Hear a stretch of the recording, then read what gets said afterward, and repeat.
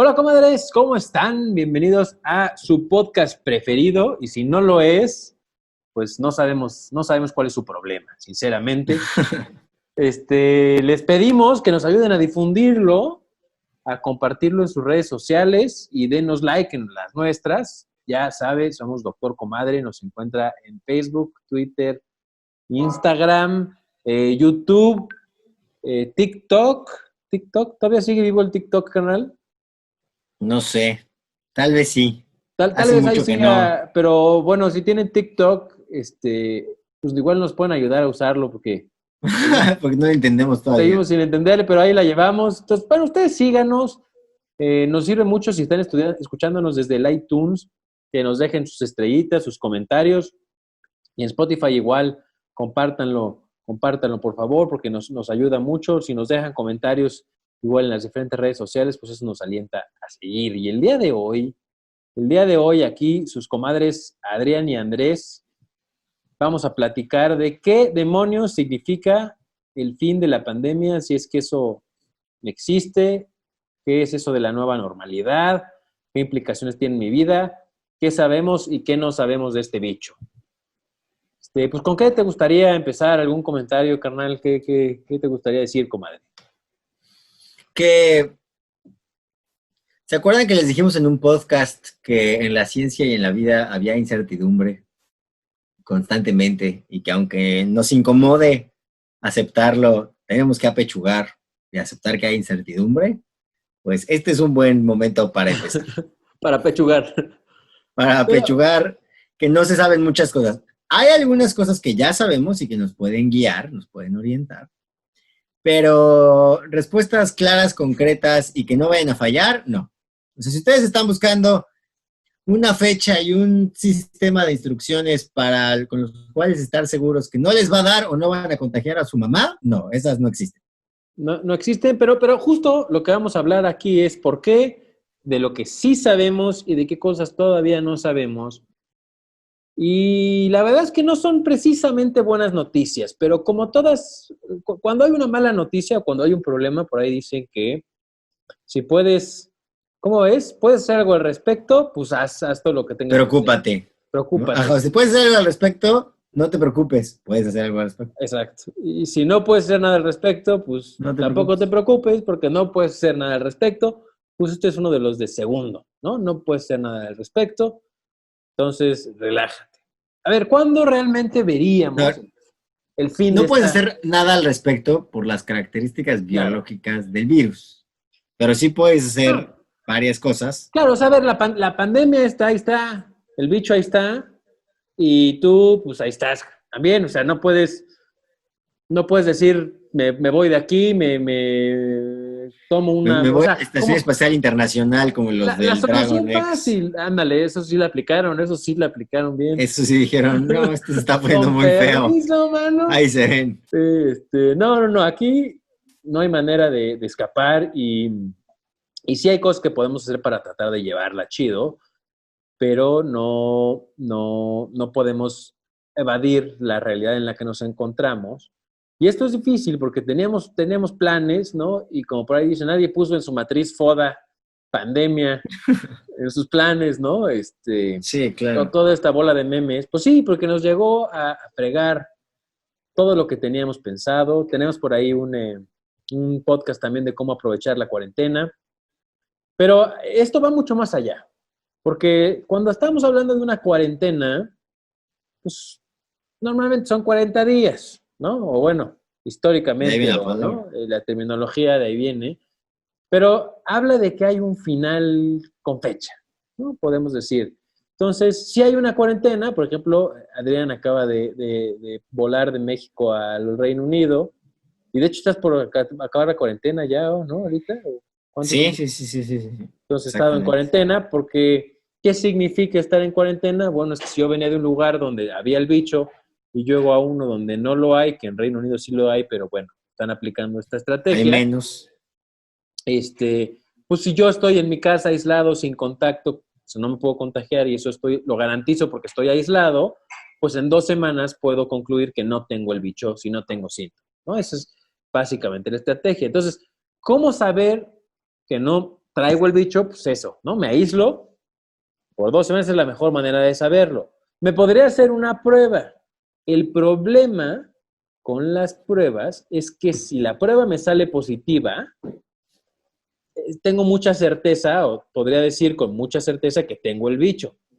Pero si la prueba me sale negativa, hay muchas posibilidades de que lo tenga, aunque la prueba, bueno, no muchas, pero hay posibilidades de que la prueba sea un falso negativo. Es decir, que yo tenga el bicho y la prueba no lo haya detectado, ¿no? Entonces, ese es un gran problema. Entonces, la mejor manera de estar 100%... Alguien que haya tenido el bicho y no lo haya podido detectar. Porque aquí hay que, sí.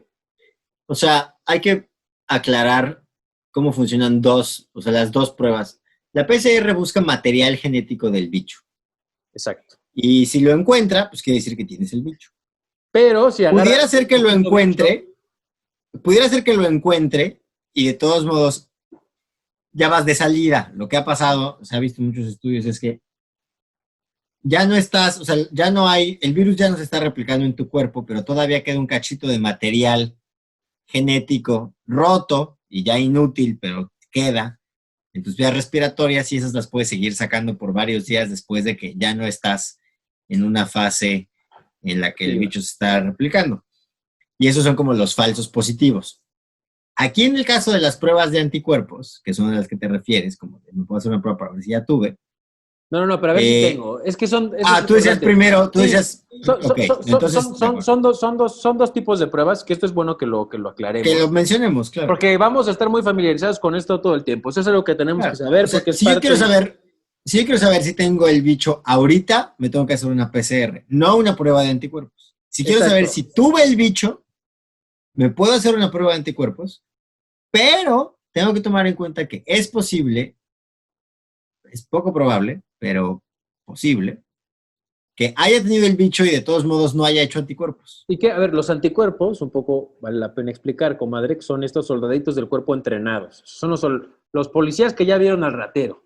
Entonces ya lo pueden identificar, entonces nomás lo ven entrando otra vez a la colonia y lo agarran, ¿no? Esos son los anticuerpos. Hay 2 tipos de anticuerpos. Los anticuerpos que serían, pues hagan de cuenta, los granaderos, los que están ahí peleando en ese momento contra el bicho, cuando hay una manifestación ahí activa, y la policía de a pie, ¿no? Que son los que ya vieron el bicho, están entrenados, pero andan más tranqui y duran mucho más tiempo, están todo el tiempo. El granadero llega cuando hay una manifestación y se va. El otro policía ahí se queda y ahí está siempre, ¿no? Pues podría ser un buen ejemplo. Entonces, estos 2 tipos de anticuerpo, nuestro cuerpo los produce cuando ya conoció al bicho. Entonces, si yo detecto estos IgM, se llama el que sería el anticuerpo como granadero, en mi cuerpo, si lo detectan, con una prueba, puede ser una prueba rápida o puede ser una prueba de laboratorio normal, quiere decir que tengo el bicho activo, puede ser una de las razones, pero más que lo empieza a producir unos días después de que ya me dio, no el primer día, por así decirlo, ¿no? Entonces ya después de 5 o 6 días que tengo la infección, por ejemplo, un paciente en terapia intensiva infectado que le hacemos una prueba de anticuerpos al día 8 que está en la terapia intensiva, pues puedo ser que tenga anticuerpos de estos como los granaderos. Ahora, si este paciente egresa, se va de la terapia intensiva, está en su casa feliz, disfrutando de la vida, yo le hago una prueba, ya no voy a tener IgMs, estos anticuerpos como granaderos, voy a tener IgGs, que son los anticuerpos de memoria, de larga duración, y eso, pues, para esta persona podría ser una buena noticia, porque significa que por lo menos hasta donde sabemos por otros bichos, mientras el bicho no mute, por lo menos por 2 años no le podría volver a dar ese bicho, que esa es la función que hacen las vacunas, entrenar al cuerpo para que conozcan los soldaditos y si llega el bicho lo puedan atacar, pues esta persona que tiene anticuerpos, hoy ya sabemos que con anticuerpos de memoria, los IgGs, ya no te puede dar. Esas son las pruebas de anticuerpos. La prueba de las que nos hablabas, Adrián, son las pruebas de PCR, que lo que busca es el ADN del virus.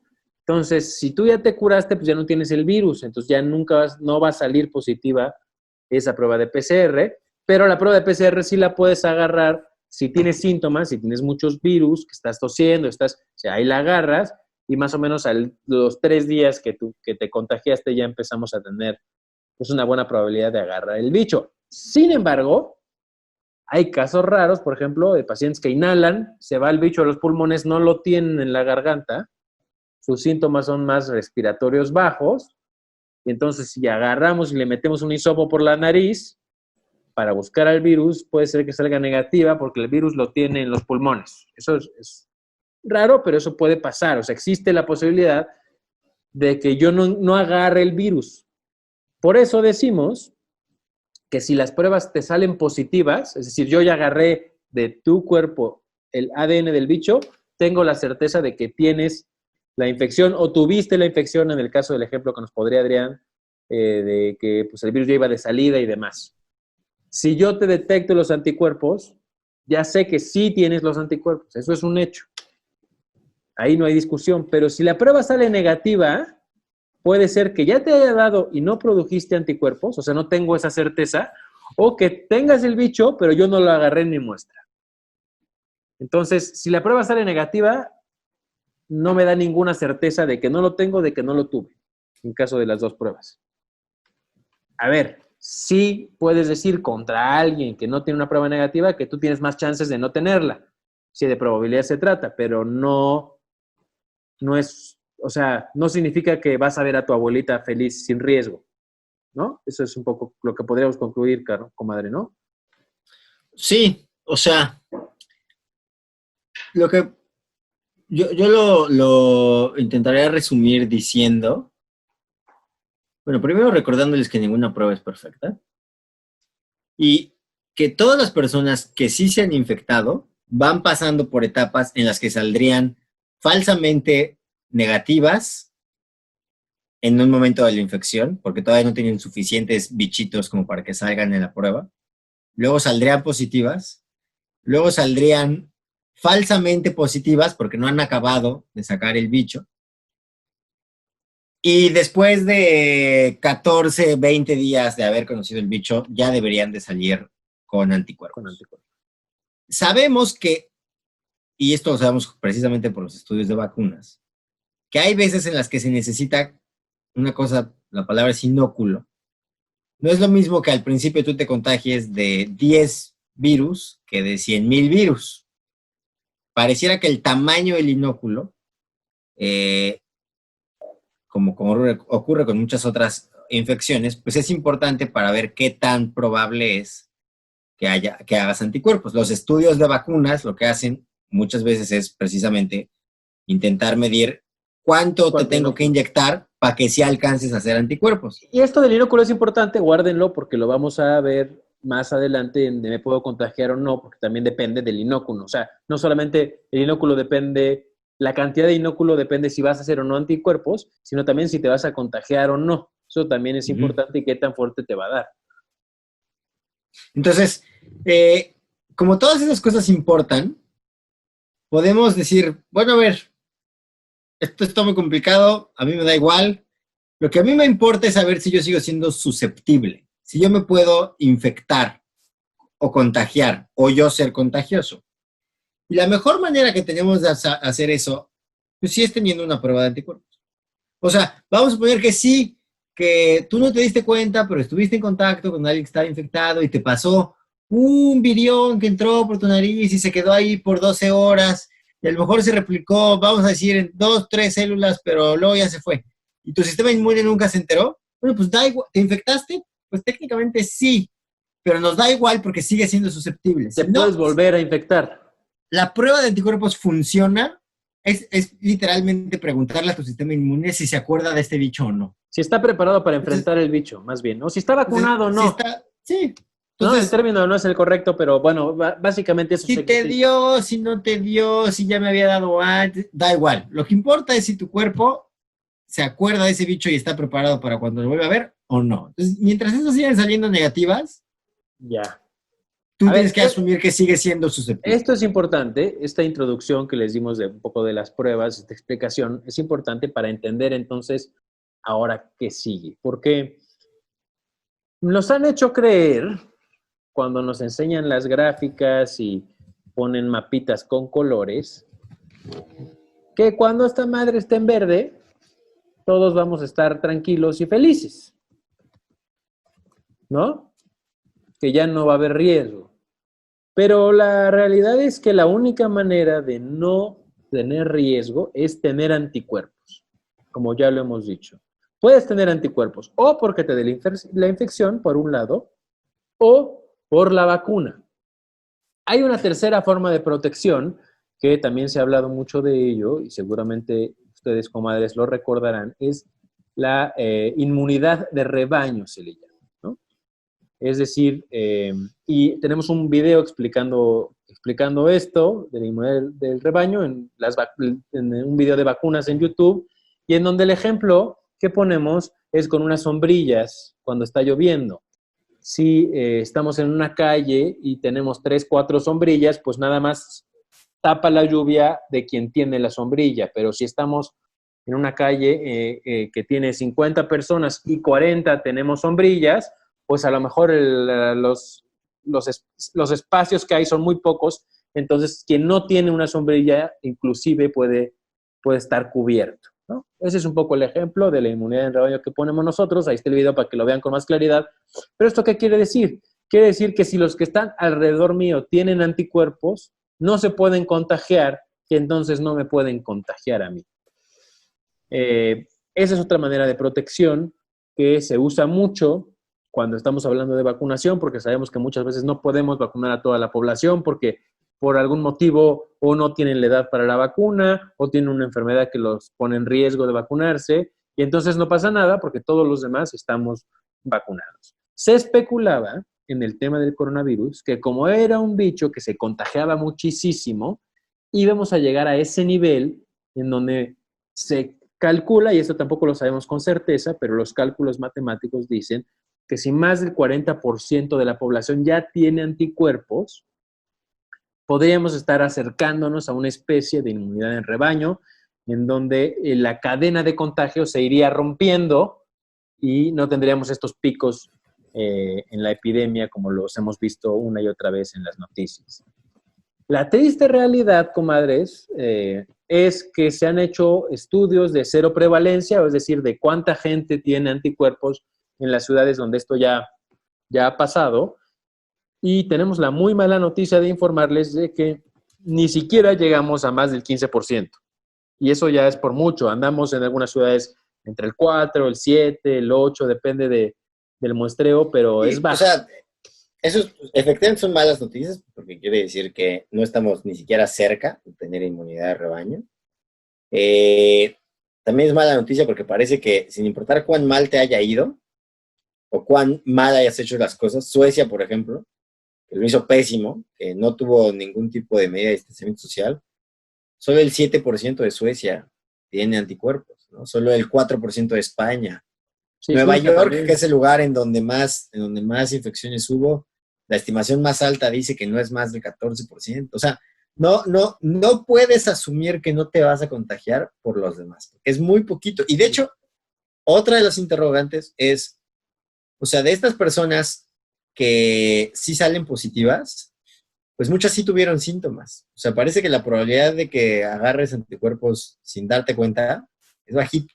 Sí, no es tan alta como se pensaba. Entonces, pues eso también es una mala noticia porque como quedamos al principio, si no tienes anticuerpos, te puedes volver a infectar y no solo eso, puedes contagiar a los demás, que eso es muchas veces lo que más nos preocupa. Ahora, es importante también, como antecedente, antes de hablar como de las netas, de lo que se viene, el contexto en el que estamos. No es lo mismo un país como Noruega, en donde pues tienen 3 aeropuertitos y tienen mucho control y son 3 personas viviendo en esa islita. Sí, o Nueva Y Zelanda, donde estás en una isla claro, que... entonces ahí el control es estricto. Ahí tú llegas ahí, te encierran en un hotel 2 semanas si quieres estar en esa isla. Entonces, tiene el control perfecto de saber si alguien puede infectarlos. Y además, controlaron muy bien, o sea, agarraron cuando alguien estaba infectado, lo buscaron, le hicieron la prueba de sus contactos, entonces fueron rompiendo las cadenas de transmisión.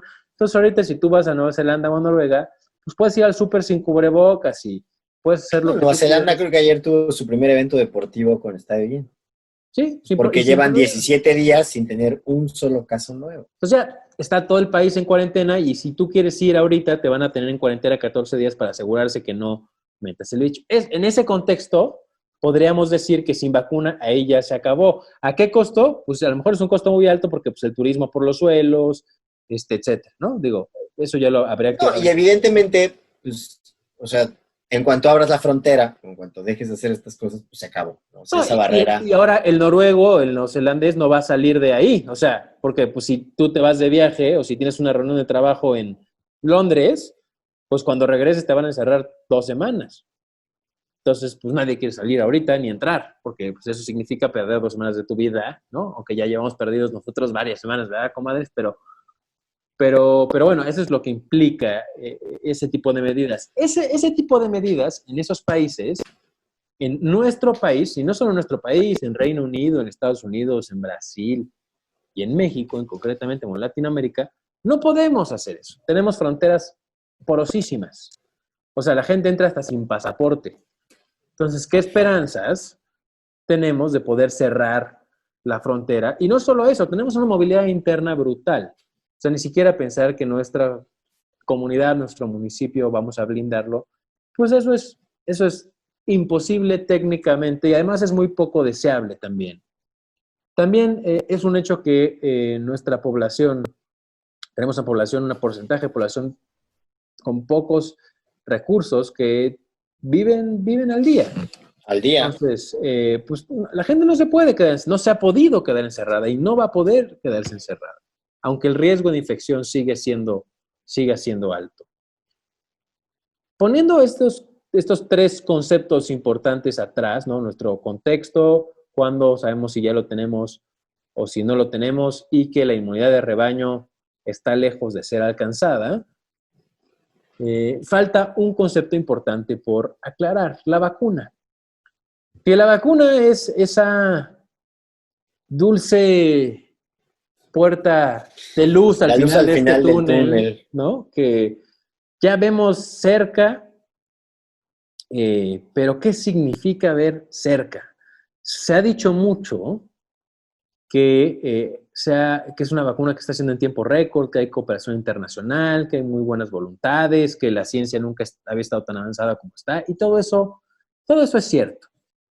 Desde que empezó esto, pues no ha pasado ni un año, desde que empezó el bicho, empezó la carrera, que es una carrera, así, carrera científica como muchas ha habido, pero esta es una importante.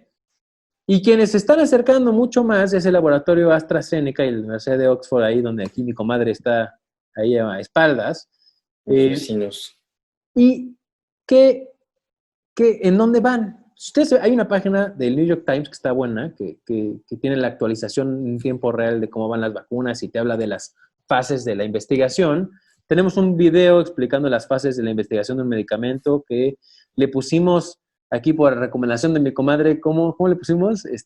¿Cómo hacer plantas medicinales o cómo hacer plantas de cura? Exacto. ¿Cómo Algo hacer plantas así. medicinales? Es un truco, sí caigan. Es un truco, está bueno, vean el video porque ahí explicamos con dibujitos y todo qué es o sea, qué procesos tiene que pasar un medicamento o en este caso una vacuna para poder decir que funciona, ¿no? Y lo complicado que es. Hay varias fases y ya está esta vacuna en fase 3 y se han comprometido, además de que tienen mucha lana metida de varios lados, AstraZeneca y Oxford se han comprometido a tener para octubre 1 billón de vacunas. ¿Esto qué implica? 1 billón son muchas vacunas. Muchas. Sí, bueno, los gringos y los británicos cuentan 1 billón como 1.000 millones. Exacto, exacto. O sea, 1 por 10 a la Sí, 1.000 millones. 9, no 1 por 10 a la 12. 1.000 millones. Y sí, 1.000 millones de vacunas. Eh, Exacto. es una... A ver, y aquí ha habido un pleitazo, o sea, ese es como los que la gente, hay gente dentro de la universidad que está muy en contra de ese tipo de declaraciones, porque hay gente que cree que, pues, o sea, no están basadas en nada como muy realista. Obviamente son buenos deseos, pero como esto nunca ha ocurrido antes, como nunca en la historia se ha producido una vacuna efectiva y segura que se pueda producir en 1,000 millones y todo eso en menos de 10 meses, pues hay razonable escepticismo a que es posible. No, Y hay que aclarar, carnal, que una vacuna no es hacer como cualquier medicamento. O sea, no, puedo decirte que si Abbott, ¿no? ¿Cómo se llaman estos que hacen aspirina? Bueno, la farmacéutica que sea, te dice que va a ser 1,000 millones o 3,000 millones de aspirinas, tú le dices, pues sí, o sea, nada más es una fábrica y el material y pues hacerlas, ¿no? O sea, como que es más fácil. Pero una vacuna es un producto vivo, por así decirlo, ¿no? O sea, un poco para ponerlo en términos sencillos, que tiene que estar refrigerado, que tiene que tener ahí cierta complejidad. Entonces, por eso hay escepticismo en torno a que se lo haga producir, pero hay que dividir el tema de la producción con el tema de que sea segura y funcione, ¿no? Que es un poco a donde te ibas a meter ahorita, Carlos. exacto. Que, de hecho, cuando hablamos de la penicilina, lo mencionamos. Acuérdense que una cosa es tener un tratamiento que funcione en tu laboratorio, otra cosa es tener un tratamiento que sí funciona en Humanos. humanos, y otra cosa muy distinta es poderlo producir en masa para que sea, pues, ya no pongan tú que ahorita no nos importa tanto lo rentable, sino que sea razonable. O sea, porque de nada nos sirve tener 5,000 vacunas, porque entonces seguimos sin subir la inmunidad de Sí, rebaño. sí. O sea, si tuviéramos 1 billón de vacunas, bueno, 1,000 millones de vacunas, y asumiendo que todas las 1,000 millones, el 100% funcionan, pues eso subiría nuestra inmunidad de rebaño como un 20%, 15%. No, porque justo esto que planteas es el siguiente punto complicado de la cosa. A ver, pon tú que en octubre ya tenemos una vacuna. Digo, eso significa que la fase 3 en la que ya están ahorita, que es muy buen avance, que lo que están haciendo es probar que funcione, o sea, ya probaron que es segura, ahora están probando que funcione, que sí te proteja, entonces están vacunando gente, esperando 2 semanas para que hagan anticuerpos, que normalmente es lo que se tarda una vacuna en hacer que produzcas anticuerpos, y luego te exponen al bicho, están exponiendo gente al bicho a ver, o bueno, no sé cómo lo estén haciendo, habría que ver porque éticamente no te pueden exponer propiamente al bicho, pero imagino que vacunarán a la mitad no, y verán si alguien se infectó más y menos, y harán algo así. Mm. Y ven entonces si funciona, si sí funciona, hay que ver qué tanto funciona, porque no todas las vacunas, que eso es otra, no todas las vacunas, o sea, que te la ponen, tú generas anticuerpos, no todas hacen que generes anticuerpos. Hay vacunas que tienen, por ejemplo, la influenza, tiene una efectividad del 66%. Eso lo sabemos, o sea, sabemos que aunque tengas la vacuna, existe posibilidad de que te infectes. 66 es muy bueno, Sí. pero digo, hay vacunas que son muy buenas, que tienen una efectividad mucho más alta, como la del sarampión o algunas otras. Pero todavía no Y lo sabemos. siguiente, y lo siguiente es, y aquí a lo mejor tenemos una referencia que va a ser como muy intuitiva para todos, es, a ver, ok, tenemos una vacuna que es segura, bueno, porque otra cosa que hay que mencionar es que la vacuna, al menos la de Oxford, es de adenovirus. Uh-huh. Entonces, no es, o sea, nuestras vacunas ideales son puras proteínas, pero pues eso luego no es tan inmunogénico, entonces no, o sea, esta no es la versión más segura de todas, pero pues sí debe de ser segura y eso es lo que van a medir. Pero luego hay un poquito como de inmunidad cruzada o demás efectos adversos. Es particularmente importante porque es una vacuna a la que particularmente querríamos darle a adultos mayores, que son más frágiles. Entonces, no solo es que sea segura, sino que también sea segura para adultos mayores. Ahí está este Y grupo ok, de edad. vamos a suponer que ya pasamos todo eso. Y luego ya se puede producir y todos los pasos que tienen que ocurrir para que de un laboratorio a tu centro de salud haya vacuna. Ustedes saben que hay vacunas que necesitan refuerzos y otras que no. Nosotros no sabemos ni tenemos forma de saber si esta es una de las que necesita refuerzos o no. Bueno, ese No es otro sabemos, tema, claro, no claro. sabemos no sabemos por cuánto tiempo va a servir la vacuna. No sabemos, porque sabemos que, por ejemplo, para la influenza te tienes que vacunar cada año, porque el virus es muy vivo, entonces cada año hay una versión nueva para la cual ya no hay inmunidad cruzada con la vacuna prueba. No sabemos o sea, incluso aunque tuviéramos la vacuna ahorita, seguiría habiendo preguntas bien importantes y críticas o cruciales para la vacuna que no tenemos ni tenemos forma de saber ahorita. Entonces, dicho de otro modo, a ver. No, pero antes de pasar a esa conclusión, antes de pasar a esa conclusión, porque obviaste un paso que a mí me parece nada obvio. Y ya pasaron todos los pasos de esos de que se produce a que la tengas en tu centro de salud. Esos pasos son complicadísimas. Ah, bueno. O sea, porque en octubre se comprometió Oxford a tener 1 millón, ¿cómo quedamos? 2 billones. 2,000 millones de vacunas. 2,000 millones de vacunas. Bueno, ni siquiera, porque es que ahí es lo que a muchos nos parece criticable, que AstraZeneca está cacareando de más sus buenos resultados de la fase 2. Y o sea, tomen en cuenta que aquí sí hay un lanón comprometido. O sea, AstraZeneca quiere ganar. El primero que llegue a la vacuna, obviamente, tiene un negociazazazazo. Entonces, las farmacéuticas grandotas Novartis, AstraZeneca, Merck Sharp and Dohme, etcétera, pues están compitiendo por ser los primeros, porque el primero que tenga, pues ya tiene un negociazo ahí. Algo de lo que criticaron hoy es que justo hoy en la mañana AstraZeneca cacareó que firmó un precontrato con el gobierno de Alemania y con el gobierno de Francia por no sé cuántos millones de vacunas. Para que en cuanto... Pues AstraZeneca está diciendo, justo como para espantar a la competencia, para desanimar, ni le entren, chavos, porque yo ya se las vendí yo. O sea, y eso, pues, es... Sí, criticable, es cuestionable. Por lo menos. Bueno, pero esto que estás diciendo es bien importante, porque ¿a quién le van a tocar esas 2,000 millones? Exactamente. Entonces, porque vamos a suponer que AstraZeneca dice, y lo que AstraZeneca presumió, no es, o sea, no dijo, tengo 2 billones de vacunas. Dijo, mi capacidad de producir vacunas en un año es de 2 billones. Eso es lo que ya está instalado. O sea, dijo, puedo tener 2 billones de vacunas en un año. Entonces, aquí es en donde, AstraZeneca pone todos los hornos a trabajar, todas sus máquinas a trabajar a toda marcha durante un año. Eso nos va a dar 2 billones de vacunas.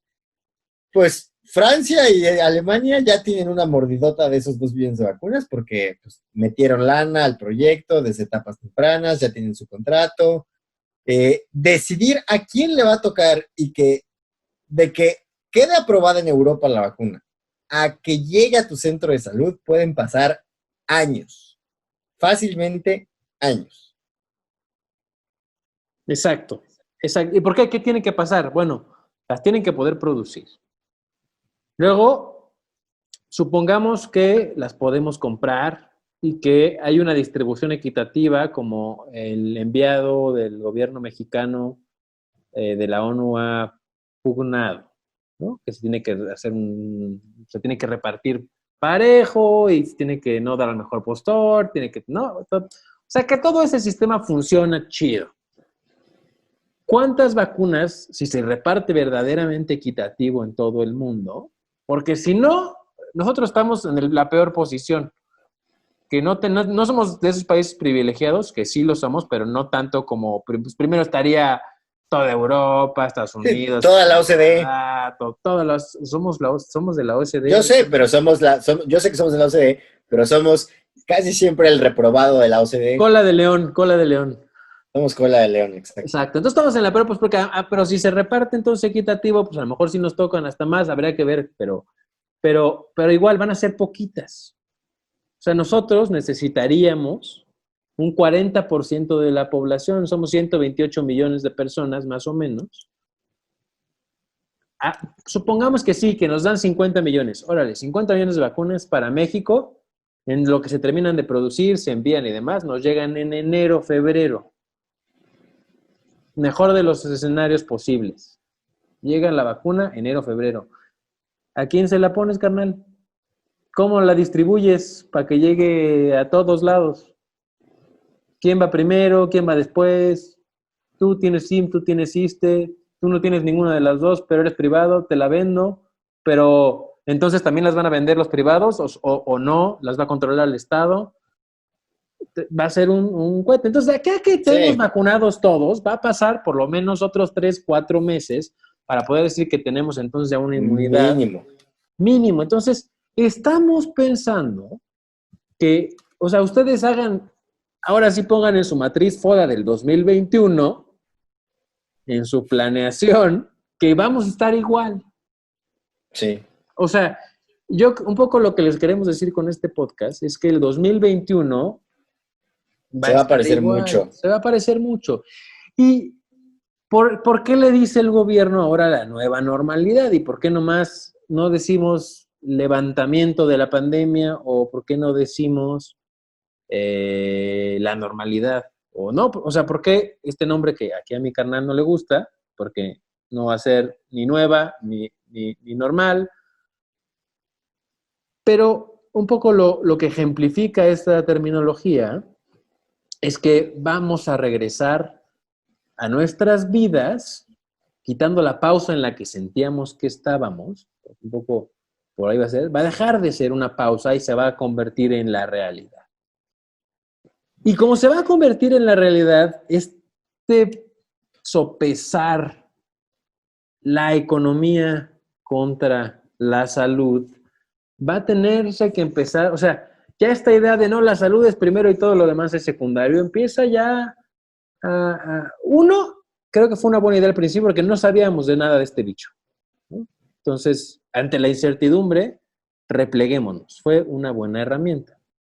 Pero hoy que ya sabemos más cosas y que tenemos este panorama como se lo estamos planteando, no nos lo estamos inventando, no estamos suponiendo cosas, es lo que sabemos y lo que experiencias hay en otras partes del mundo, que a lo mejor baja la curva, pero va a volver a levantarse, porque ya en China están... No, eso es justo lo que yo creo que mucha gente no tiene claro todavía.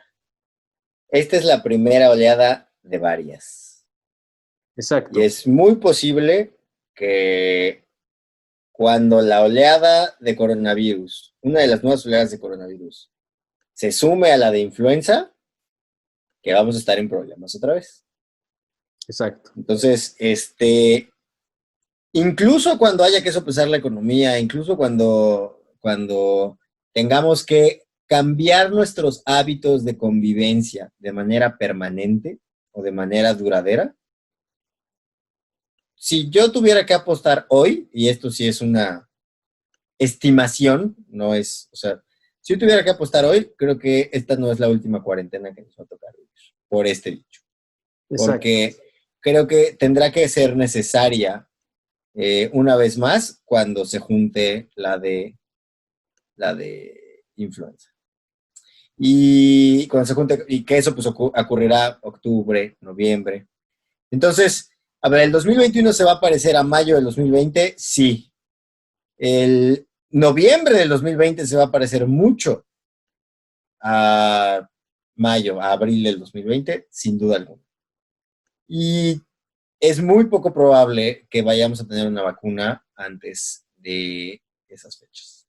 Por lo tanto, lo mejor que podemos hacer es, si yo creo que tuve síntomas, porque pues tampoco, o sea, son caros como para hacer los asintomáticos, y si se pueden hacer pruebas serológicas de asintomáticos, pues está bien. Pero si creo que tuve síntomas, ¿vale la pena saber si soy de estos que ya tienen anticuerpos? Pues sí, podría valer la pena, porque pues puede ayudar o animar a ser voluntarios a las cosas que exponen a la gente. Si en mi casa yo soy el que ya tiene anticuerpos, pues te toca el súper, maestro. Si en mi casa si en el hospital yo soy el enfermero que ya tiene anticuerpos, pues a ti te toca ver a los pacientes con COVID. Si, o sea, ¿todo es útil? Sí es útil. ¿Qué porcentaje de las personas en México es probable que ya estén en esa situación? Poquito. Poquito, un 7%, 8%. 5 o 7%. Entonces no hay que confiarse en eso.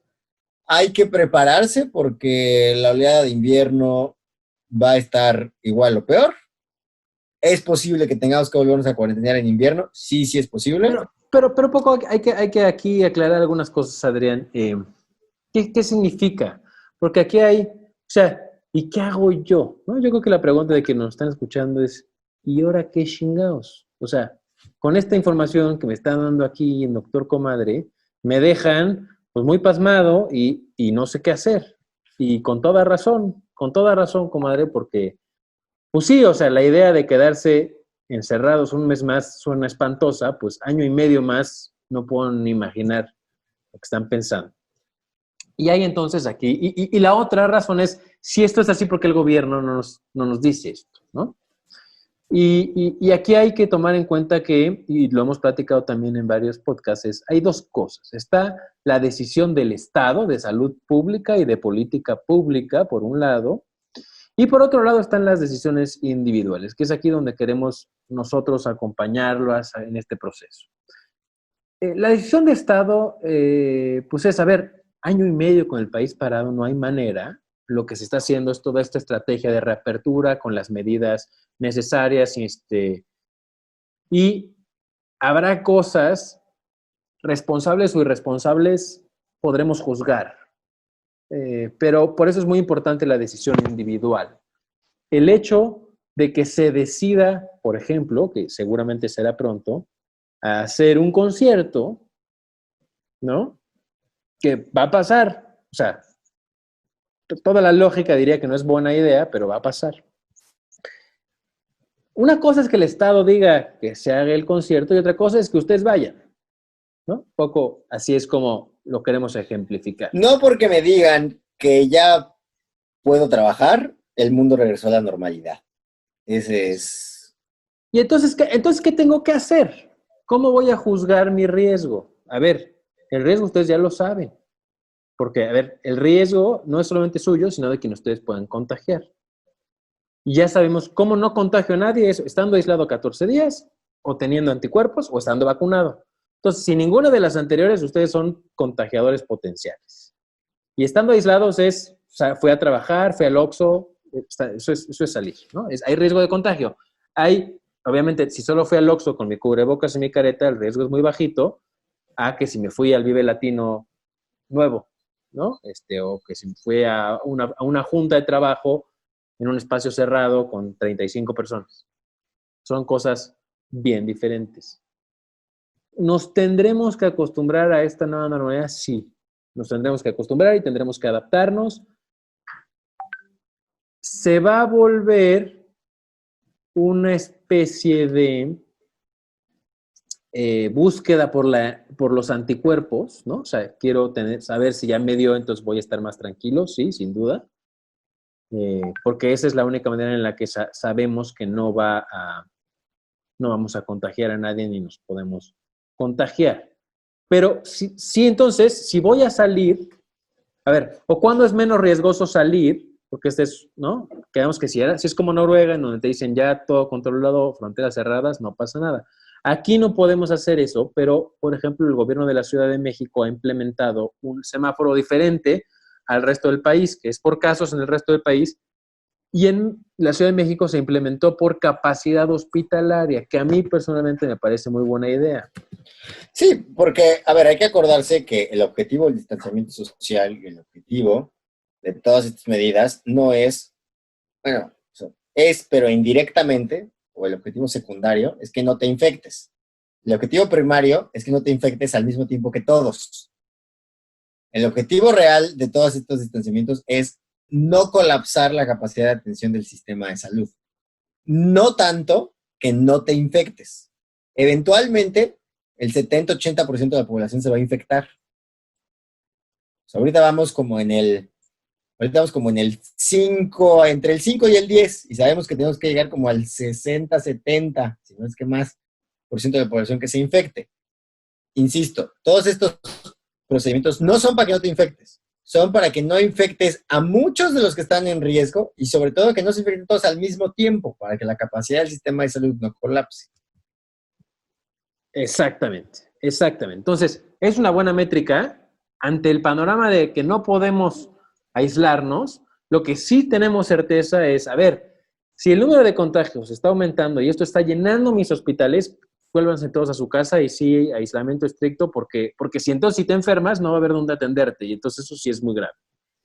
Si entonces tenemos esta métrica de que estaba desocupándose los hospitales, tenemos espacio por si te llegaras a enfermar, pues entonces puedes salir. Si puedes salir, no es sal a besar a todos los del parque, ¿no? O sea, es sal con tu cubrebocas, y el cubrebocas, aquí me gustaría hacer una acotación, el cubrebocas te protege a ti, pero sobre todo protege a los demás. Es un acto de respeto y de empatía por tu vecino. Entonces, cuando no traigas el cubrebocas, no digas no pasa nada. Sí pasa porque tú eres un riesgo potencial para los demás y es una grosería. Y lo deberíamos empezar a considerar así. Así como estar en el restaurante sin camisa, mucha gente lo considera una grosería y no te dejan entrar al restaurante sin camisa, pues lo mismo. Si vas a entrar a un restaurante o a una reunión o al cine o a donde nos vayan a dejar entrar, sin cubrebocas se deberá considerar una grosería. Y no lo hagas. Mejor. No necesitas comprar el cubrebocas más caro, un N95 de esos escasos. No. Con tener un cubrebocas de esos de tela hecho en casa, si no tienes una bufanda, ya hay varios diseños y ya hay... Sí. O sea, en el peor de los casos te puedes así tapar con la camisa y estar así en la calle, ¿no? Vaya, lo que buscas, y esto es importante también aclarar, porque también tenemos mucho miedo de salir, y año y medio no vamos a poder estar encerrados y vamos a tener que salir de repente y ver a la gente que queremos y todas estas cosas importantes por los que vale la pena vivir. Entonces, si lo vamos a hacer, tenemos que ser muy conscientes de que sí nos pone en riesgo y que hay que tener mucho cuidado y qué cosas nos desgastan nada más y agotan el que hagamos lo que sí de verdad vale la pena, ¿no? Porque un poco hay que tener este punto intermedio. El bicho no se queda suspendido en el aire, sobre todo si hay buena ventilación. Esto es importante. Y luego el bicho es pesadón, entonces no vuela tanto, no vuela tan lejos. Por eso su sana distancia de 1,5 metros están poniendo 2 metros. Sí. Entonces, esto es importante tenerlo claro. Ahora, el bicho, la única manera en la que puede entrar a tu cuerpo es a través de las mucosas. ¿Qué es una mucosa? Lo que está babosito y húmedo. O sea, tus ojos, tu nariz, tu boca y algunas otras partes que luego les platico. Pero por ahí también se puede uno contagiar. Bueno, entonces, realmente, pues si uno está en la calle, si tú tocas algo, mientras no te lleves la mano a la boca, la nariz y los ojos, si estaba potencialmente infectado, no te vas a contagiar. Pero ¿qué sí tienes que hacer? Lavarte las manos todo el tiempo y no tocarte la cara. A eso nos tendremos que acostumbrar muchísimo. Históricamente sabemos que lo hacemos mal, lo hacemos muy mal el lavado de manos. No lo hacemos bien, lo hemos sabido de siempre. Hoy yo creo que si en el mundo le preguntas a una persona mayor a 12, 13 años que sí se sabe lavar las manos, yo creo que tendríamos pues, un buen porcentaje de gente que sí se la sabe lavar, ¿no? Bueno, quiero pensar, sería un buen estudio ese, pero todo el mundo hemos visto y ahora estás en un lavabo y hasta ahí tienen las instrucciones, ¿no? Han hecho canciones, han hecho, bueno, de todo. Sí, hay gel, alcohol en todos lados. El otro día estaba recordando la cumbia del coronavirus. La cumbia del coronavirus. O sea, exactamente es eso. Tendremos que cambiar todos nuestros hábitos. Tendremos que cambiar nuestras normas escritas y no escritas de convivencia social, los modales. Ahora lo educado es no saludar de mano a nadie. Eso es dificilísimo. Dificilísimo. O sea, sí, hay gente que se le cuesta muchísimo no darte la mano. Lo hacen y ahora, a ver, automático. Creo que aquí es importante, carnal, aclarar. A ver, no lo hacemos porque entre menos expuestos estemos es mejor. Pero si alguien te da la mano, no entres en pánico. No quiere decir que ya te contagió. Porque a menos de que te haya besado la boca, no estuvo en contacto el virus con tus mucosas. Entonces, si te da la mano, pues ya se la das porque se te fue, porque eso nos pasa a todos. Trata de que no. Pero le ofreces así que te salga de patadita. Para eso sí, la patadita, el codo, ¿no? Lo que yo hago es así el codo, ¿no? Saludo japonés. Todo esto que se ha dicho. Pero bueno, si ya te pasó que te dio la mano, porque pasa, No entres en pánico. Dile, uy, la regamos, sí, la regamos, que no vuelva a pasar. Y entonces vas y te lavas las manos y ya pasó. O sea, eso ya pasó.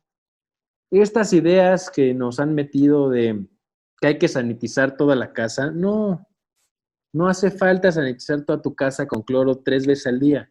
No hace falta, no te desgastes. Eso no te va a proteger. Te protege mucho más que te laves las manos cada que salgas 3, 4 veces en 2, 3 horas. Estás lavando las manos seguido, seguido, seguido. Si agarras la manija de una puerta que no está en tu casa, o sea, si es la del súper, la del Oxxo, te lavas las manos. Si Bueno, agarras, esto asumiendo que no recibes visita todos los días de gente claro, diferente, que no. sí, sí, no, pero a ver, si recibes visitas, ¿qué tienes que desinfectar? Pues a lo mejor la mesa donde estuvieron sentados, la silla y las manijas de la puerta, no tienes que desinfectar tu cama donde la persona, bueno, no sé qué visita recibas, ¿no?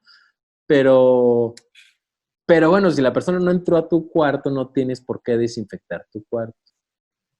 O sea, como que tenemos que entender que el mecanismo de transmisión, si algo conocemos bien de este bicho, es eso. Sí. Entonces, no hace falta desgastarnos de más en este otro tipo de actividades, que justo eso solo nos desgasta. ¿Que se puede contagiar por los zapatos? Pues sí, sí se puede contagiar por los zapatos, pero es bien difícil, o sea, no tienes que lavar con cloro tus zapatos cada vez que sales de tu casa. ¿Por qué? Porque mientras no te lleves, o sea, sí, si te quitas tus zapatos, los dejas en la entrada y luego te lavas las manos, no hay manera de que te contagies. Ahora, las recomendaciones son estas recomendaciones para gente de a pie. Si trabajas en un hospital donde la carga biliar en el espacio es otra, pues ahí sí llegas, te bañas, te cambias la ropa, la lavas, la metes en una bolsa.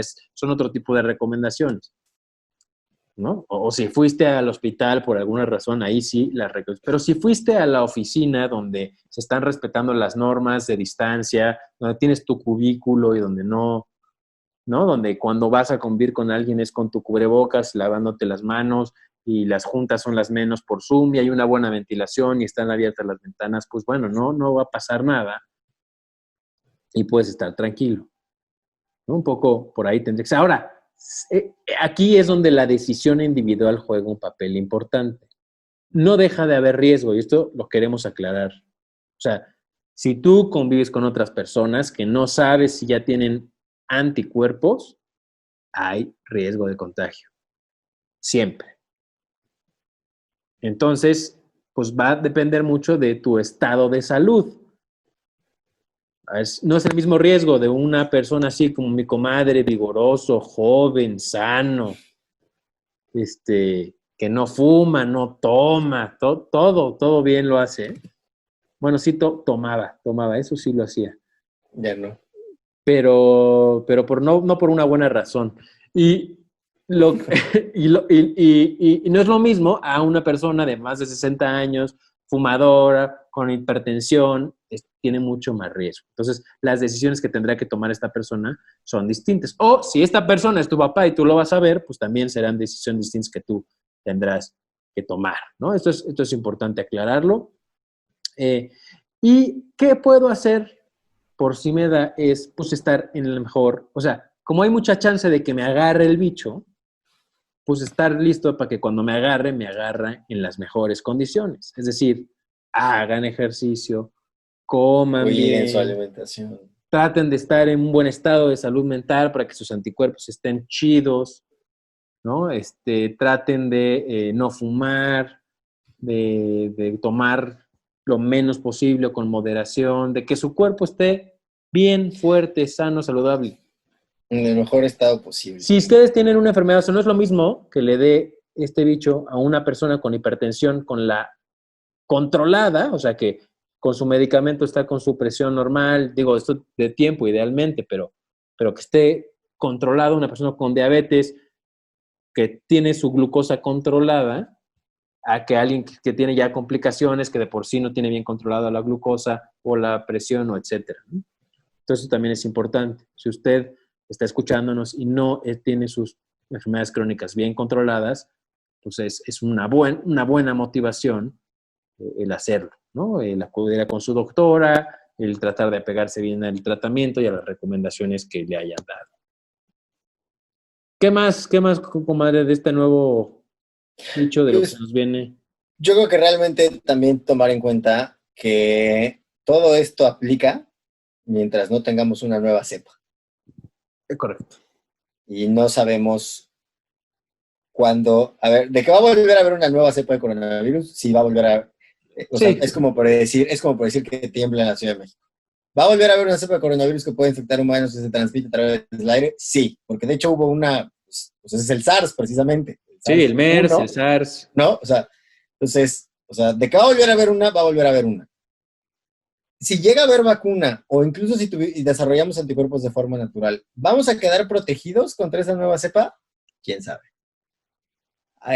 Por ejemplo, tenemos anticuerpos contra muchas cepas diferentes de influenza y cada año nos tenemos que vacunar porque no estamos protegidos contra los nuevos.